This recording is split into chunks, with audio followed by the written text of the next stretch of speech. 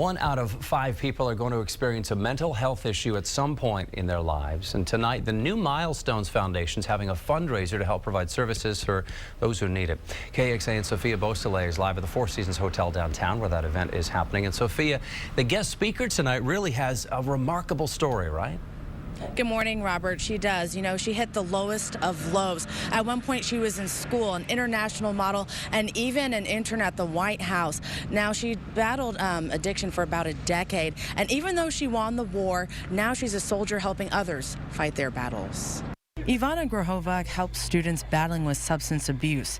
She's a director of the University of Texas Center for Students in Recovery. It really is tough, and in fact, for many students who are leaving treatment or who are leaving the safety of their support networks back home, to come to a college campus and to face all that temptation and the pressure of the academic stressors, it's truly a recipe for relapse.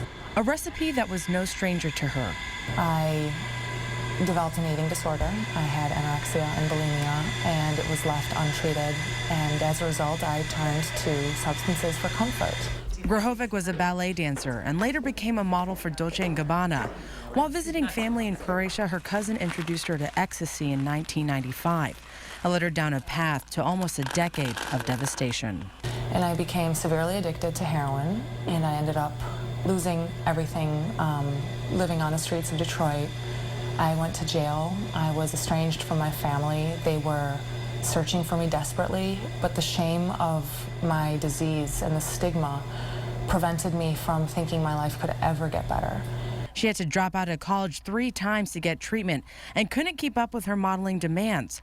Grahovic says it was the support of her parents and recovery programs that brought her back to life. I remember the last time I went to treatment, they wrote a letter to me and they said, there is so much to live for, there is so much to laugh about, there is so much for you to do as you stay sober, and we're not giving up on you.